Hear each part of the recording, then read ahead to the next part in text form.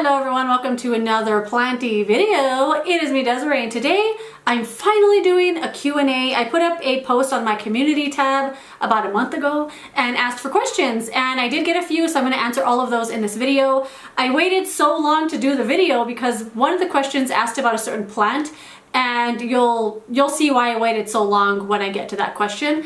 Anyway, instead of just sitting here answering the questions, I thought I'd do a couple little projects, the little tasks I had to do here. So I have this plant that I want to repot. I want to take it out of this nursery container.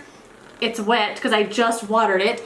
So the soil was like hard as a rock, so I had to make sure it was wet so I could even get the plant out. This is my string of arrows. It's only like 5 vines in there that have made all of this. So I'm going to take it out of this pot, put it in a smaller one so I can put it back on this shelf here, because this big plastic one it's in doesn't really fit that well, and I highly doubt that this is so full of roots that it needs all of that soil and all that space. So I think it'll fit in the pot that I brought. I also have this one. This is a beautiful wax ivy. I've never seen this before or even knew that it existed. This is one I might not do. I might not do this because I want to put it in a different pot. I want to take it out of the plastic one. But it's like vining up the hanger. Like, look how cool it looks. So in order to do that, I'll have to take it all out of the thing.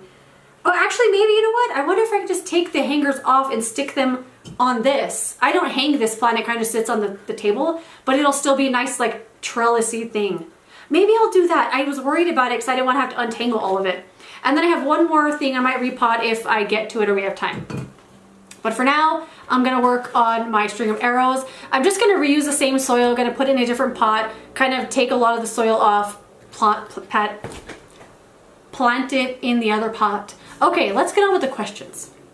Okay, first question was, please tell us how to take care of your lithops. I want mine to bloom and grow too. Specifically, I'm curious as to know how and when to water. So this is why I waited so long to do this video, because I wanted my lithops to look like they needed water, but it's taking too long. It's been a month and I haven't watered them since.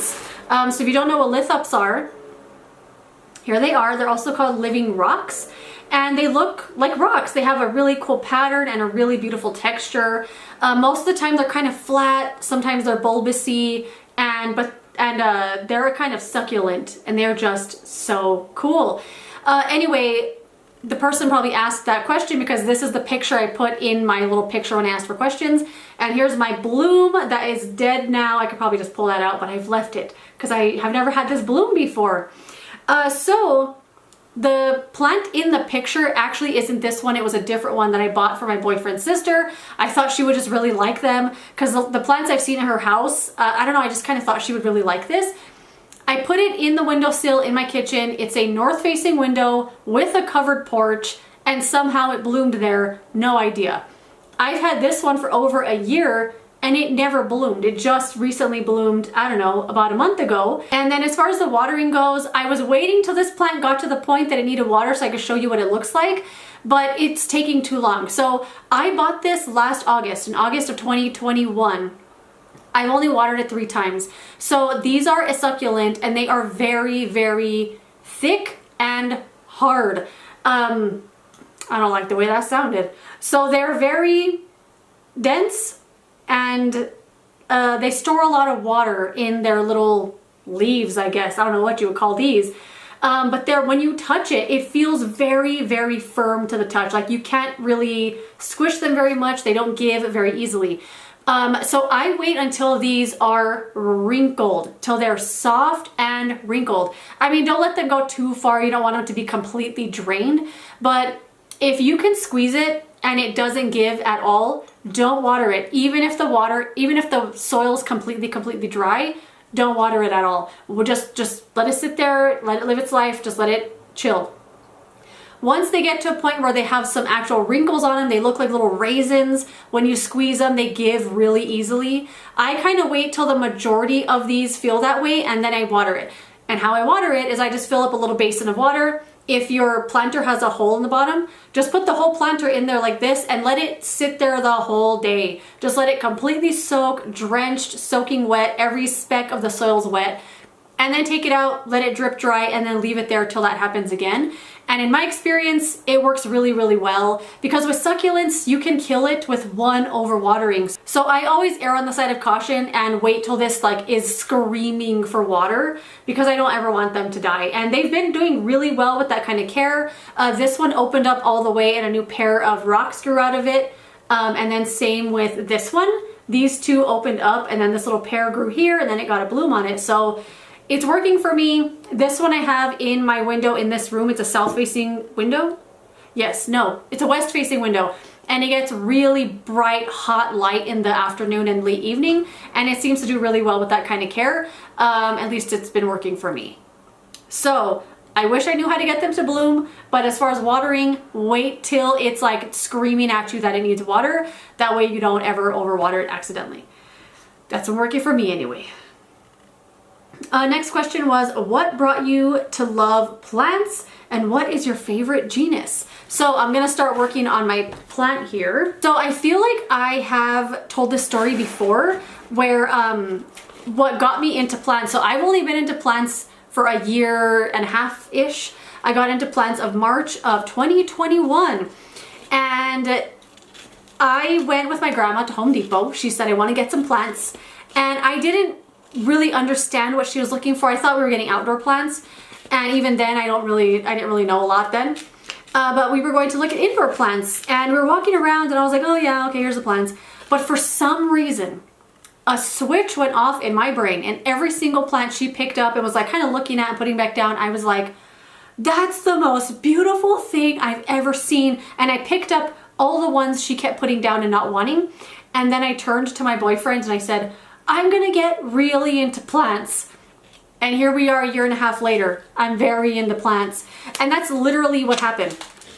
I didn't know how to take care of any of them. My previous experience with houseplants was, I'm kind of embarrassed to even say this, but I literally thought that houseplants were the same as cut flowers, that you just buy it and you have it until it dies, and then you buy another one if you want another one. I didn't know people like took care of them and kept them alive and there's different kinds. I had no idea. And so when I was asking my grandma, I was like, I don't even know how to take care of this. And she said, just look it up on YouTube. On YouTube, type in houseplants. It's all there. I typed into YouTube literally the word houseplants and just my mind exploded. I didn't even know that side of YouTube existed because, you know, with YouTube, they recommend stuff that they think you're going to already like. And if you've never watched a plant video, you're never going to get recommended plant videos. Like I didn't even know they existed. And I have had so much fun learning and getting to know all these new plants. And as far as my favorite genus goes, I am an equal opportunist. I love everything. If there was one that I kind of shy away from, it was always succulents, because I just found them so boring and so blah, and now I'm crazy. I'm seeing them with brand new eyes, so I'm like very into succulents right now. But a favorite genus, I kind of like everything. I'm an equal opportunist. I'll get pretty much any plant to try. If it doesn't work out and it doesn't really do a lot for me, I won't buy it again. But there isn't really anything I totally shy away from. I'll buy anything if it's a good deal and it's pretty. Okay, so this, I don't know if you're gonna be able to see this. This had so much soil on it and these roots, like they're so tiny and shallow. This is gonna be perfect in this pot that I brought. Next question. Curious to know if you are still liking your new house. What are your thoughts on renting versus buying? What is something you discovered about owning a home that you wouldn't know until you bought a house? Thanks. So if you don't know, I bought this house last year and I've always been an apartment liver and I love apartment living. I had no plans to ever not live in an apartment. But the apartment that we lived in before was terrible. And I'm a huge fan of apartments that are by rental companies where they own just like a bunch of properties around town. You don't have on-site management at all. They kind of leave you alone and let you kind of do whatever you want. And that's been great so far. I've never had an issue, but this one we were in just recently was on another level of terrible. So I was like, we have to move out of here. We have to. And I really don't know why we started looking at houses. I thought it was just because it was something to do And I remember we were laying in bed side by side. It was like first thing in the morning, and we were looking up online like houses and like, you know, your dream stuff, dream houses, stuff like that. And then I was like, why don't we just go look, like just for fun, you know, just have something to do. And then we went and looked, and of course every single one we were like, I love it, let's get it. That's kind of how it happened. We saw this one, and this was like the nicest one. It was the best area, and I don't know, it had a yard, it had extra rooms, it had 2 bathrooms. It had a really big extra room that the previous owners built onto the house. And I was just like, let's just go for it. Let's just try it. Why not? So I had no idea how realtors worked, how lenders worked, mortgage. I had no clue about anything. And one thing I really liked about, I'm guessing this is like, it's like this in a lot of different situations where you're going to buy a house and you're brand new at it. They make you take a class on home ownership, what goes into it, what all the terminology is. That way you know what you're doing, and it's not the same as just renting an apartment. You know, I thought that was really helpful there. And as far as, do I still like it? Yes, I love it so much. I honestly didn't think that having a house was gonna feel any different than an apartment, because the one like draw for having your own house, what everybody says is you can do whatever you want. And let me tell you, when you live in an apartment that's from a rental company with no on-site management, you can do whatever you want anyway. And I always did. I painted the walls, I put up pictures. At our last apartment, we had a backyard, we planted vegetables, we did gardening back there. So we had pets, like, you know, there never really was a reason that I was like, oh, the house will be better because we could do whatever we want, because I did that anyway. And yeah, I love it so much. No regrets at all, at all, at all. The only thing though is that I love moving. I love moving. On average, I move every 2 years, and I love it. I love going to a different part of town. I love packing up all my stuff. I love decluttering. I enjoy that process a lot. And that's the only thing that really kept me from feeling like super into wanting to buy a house, is because you're not just gonna move in 2 years. I mean, I guess you can, but I don't plan to. But yes, I love it. As far as the, let's see, thoughts on renting versus buying, I think that the biggest thing is do what's best for you. Apartment living is great. I had no intentions of ever stopping apartment living. I know people buy a house because it's like an investment and it's real estate and you own property, but I don't really look at it like that. Like, that's not why I wanted a house. I don't really see myself going, I'm a real estate owner.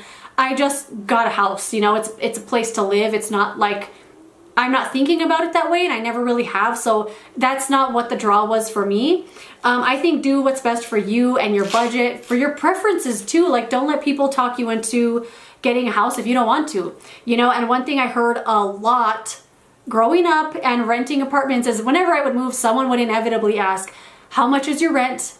I'd give them the rent, and then they would say, you could get a house for that. And I'm like, I don't want one. Like, I don't want to get a house for that, you know. And you don't just get to buy a house because you're paying rent. Like, you have to have the credit, you got to have a down payment. Like, there's a lot that goes into buying a house, not just paying rent, you know what I mean? So make sure it's something you do want to do, especially if you've only lived in apartments. You have to realize the upkeep of the house is now on you. You can obviously hire people. Like, one of the things I've loved so much about this neighborhood we live in is a lot of the houses have someone come take care of their yards. So when we first moved here, there was a really big dead tree on the side that we just cut down and chopped it up and left it in a big pile on the side of the house. And our neighbor was like, hey, I have a guy that takes care of my yard. Here's his number. And he came and picked it up the next day. So there are people you can hire. You don't have to do everything yourself, but just keep that in mind. Like, you're gonna have to be the one that gets your air conditioner hooked up and your heater hooked up and stuff maintained, you know? So just keep all that stuff in mind when you think about buying a house. There are more things that go into it, but I haven't really found it to be profoundly more expensive than having an apartment.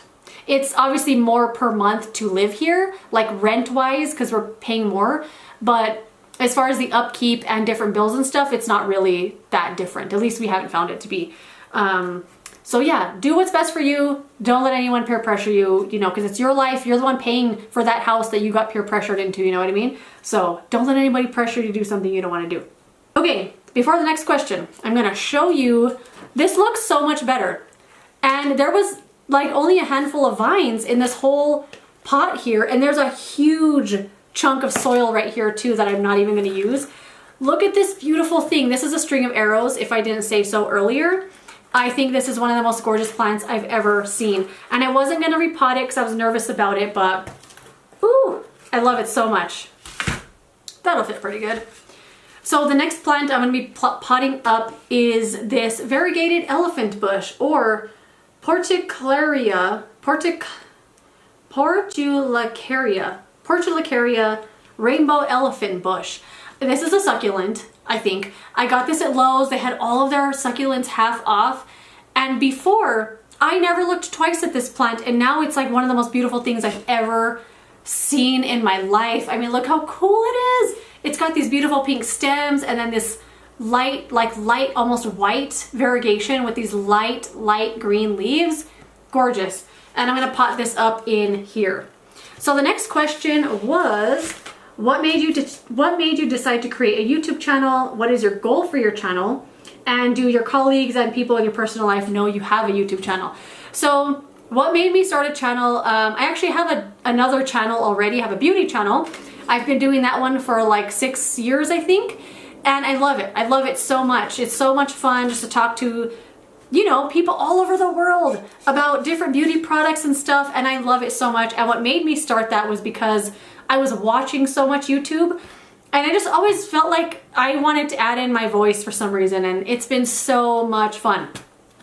And I started the plant YouTube channel because I started buying plants, and I wanted to add in like a beginner's kind of voice, because it seems like everyone on YouTube is like an expert already at plants, and I was brand new, and I just wanted to join. I just wanted to, and I thought just having, I don't know, a brand new novice voice in with all the experts, I don't know, I just want to add my own opinion, and it's been so fun. Like, let me tell you, it's really, really fun.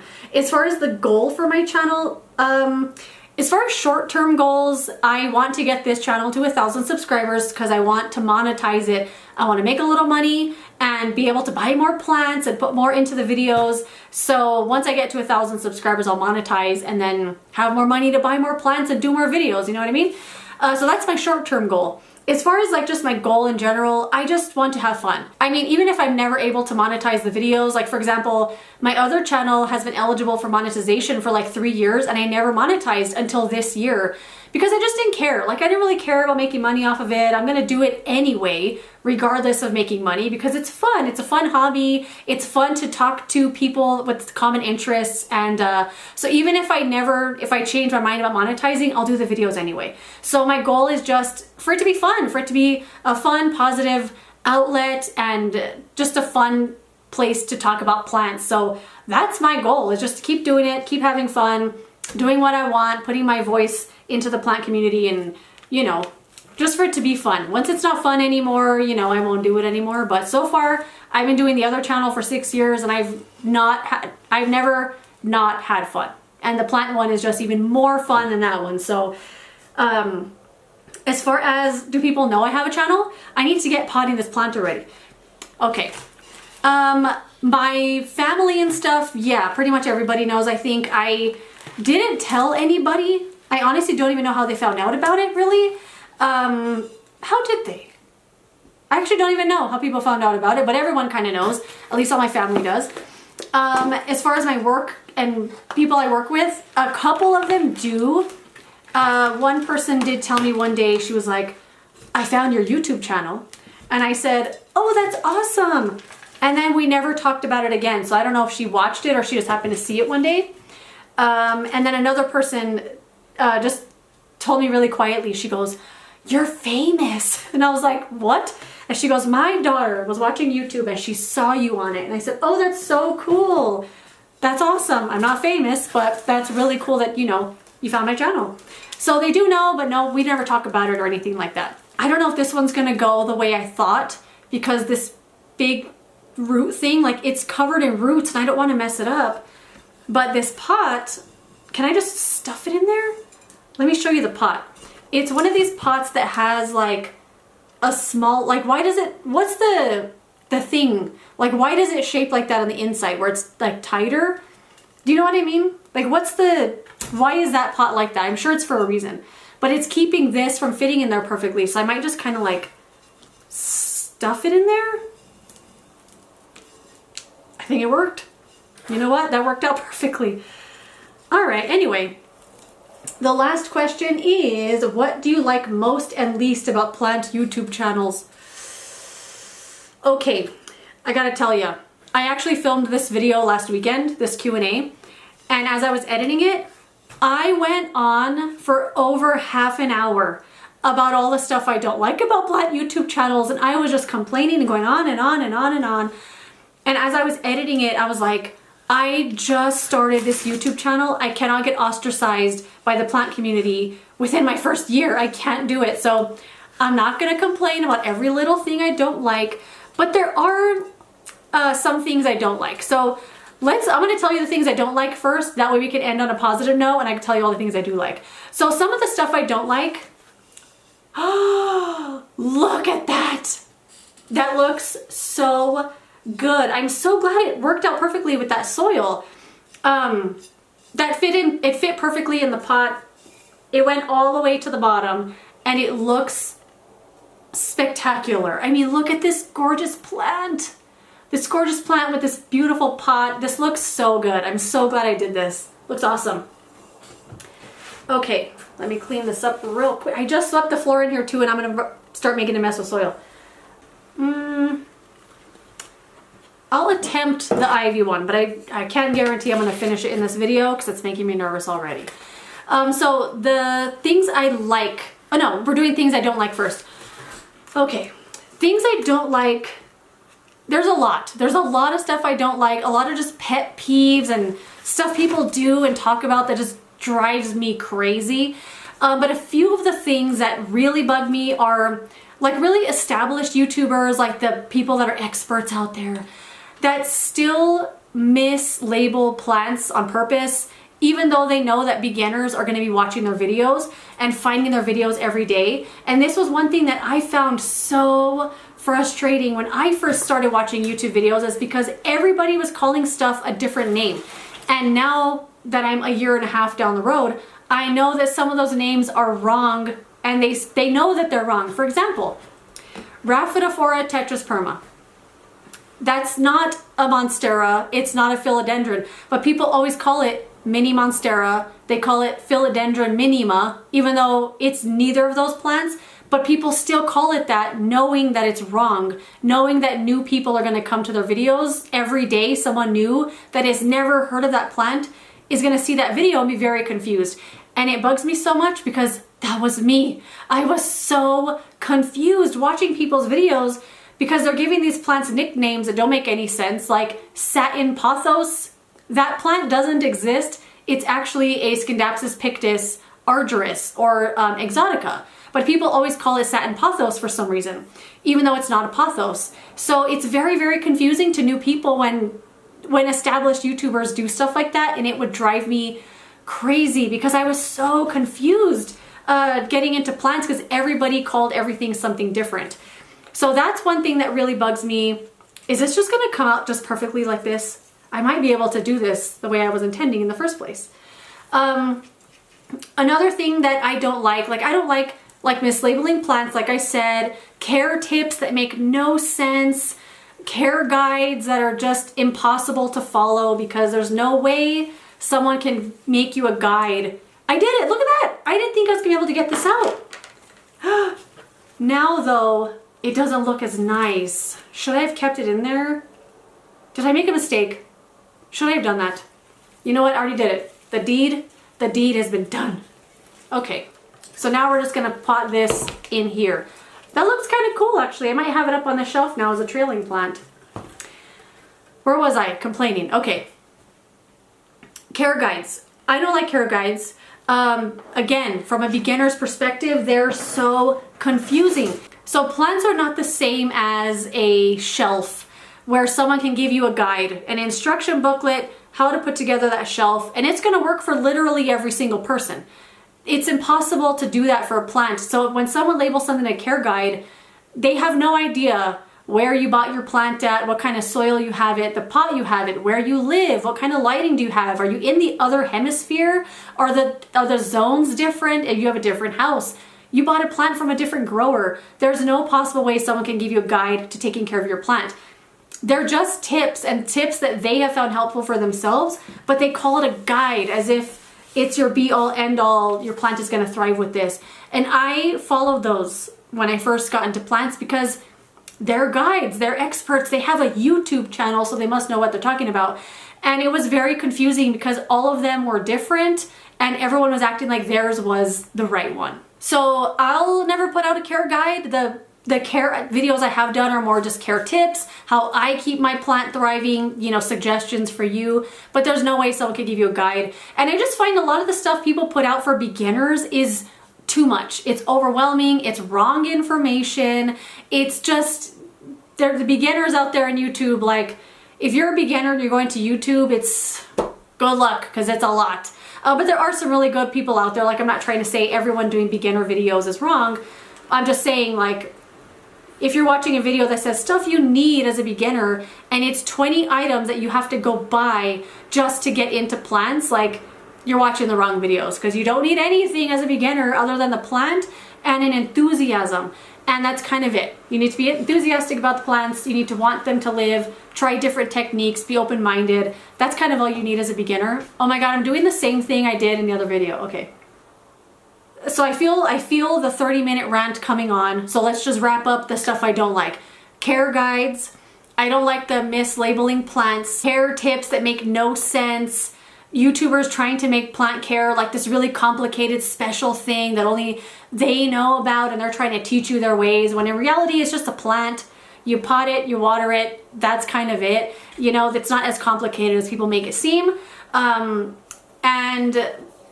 another thing that I don't like is everyone does the same kind of stuff a lot of the time. Like, now that fall is here and winter's coming up, you're gonna get flooded with how to winterize your plants, how to get your plants ready for winter, as if the plants are outside. Like, the weather and the season is happening outside, not in your house. So the plants are gonna be the same. You know, I've never had my plants just stop growing because it was the fall and winter time. Like, a lot of the care tips for winter is like, water your plants a lot less, which doesn't make any sense. Because if the plant needs water, you're gonna water it. Like, what does that mean? Why are you telling me that? There's conflicting stuff like, put your plants closer to the windows because that's where the light is. And then the next person will say, pull your plants away from the windows because the windows are cold. And I have had my succulents and cactus on that windowsill, summer and winter, and they're just fine. They're not outside experiencing the winter. And most likely, your house is about the same temperature every season through the summer and the fall. You know, you put the air on to cool it down, you put the heater on to heat it up, but it's generally the same temperature, so the plants are still experiencing the same conditions. So I never understand the winterizing your plants thing, because to me it doesn't make any sense. Anyway, I sense a 30-minute rant coming up, like I said, so we're just gonna end it there with, I don't like a lot of stuff. It's confusing, especially for beginners, and I wish people would take into account that there are beginners out there and stop using like nicknames that make no sense and terminology that with no explanation and no context, because it's confusing. I think I want to do a series for for beginners, not saying that I'm an expert because I'm still a beginner, but stuff that I think would be more helpful than the stuff I found when I was starting out, you know what I mean? Okay. This is gonna look so nice in this pot. And then the stuff I like about plant YouTube channels, I love that this exists. I had no idea that people bought plants, that they kept them alive in their house, that it was this fun. And I love it. I love so much that this exists, that people from all over the world can give you their input, and you can ask, how do you guys care for this plant? And 10 people will respond telling you how they care for it, what they would suggest for your plant, and I love it. You know, for the most part, it is really, really positive. you know, and for all the stuff I complain about with plant YouTube channels, it doesn't even compare to the good stuff, to the positive side, to the fun part, you know, getting to talk to people and, you know, because when you have a hobby, you're not always gonna meet other people in your real life that are also into that hobby as into it as you are, you know what I mean? So it's cool that we live in a time where we can connect with people all over the world about plants, you know, and everyone is experiencing them differently in different climates and regions, and it's really, really fun. For the most part, it's very, very positive. You know, I don't experience a lot of negativity on my channel, which I'm very thankful for. And even then, the negative comments I get, they're so funny. Because I think people get confused when I'm talking about a plant, because they think it's theirs, like it's their plant that I'm talking about, and they get really, really mad. And a lot of the time, if I get a comment like that, I do delete it because I don't want it to be like a thread of people responding to it, you know? But some of them I have kept up because they are so funny. Like there's one on my plants I regret buying video that I left up that I look at it probably once a week because it makes me laugh. Now I'm discovering all these succulent channels. Forget it. I'm going down a rabbit hole. That looks so good. This fit in this pot just perfectly. Oh my goodness. This is gorgeous. I got this at a local nursery, at the Osuna nursery. It's a wax ivy, and they said that this plant has all of the same cool attributes as regular ivy without the pests. So they say that this does not attract pests the way that regular ivy does. Maybe it's because the waxy leaves. This looks so good. I'm so glad I did this. I'm so glad I did this. This looks great. So that is it. Those were the questions I got. Hopefully you enjoyed this. If you have any other questions, let me know down below. I would love to answer them or do another video like this in the future. I have to untangle my plant now. But that is it. If you enjoyed this video, don't forget to give it a thumbs up. Subscribe so you don't miss the next one, and I will see you later in another planty video. Goodbye. This looks so good. I can't believe I did this. It looks great.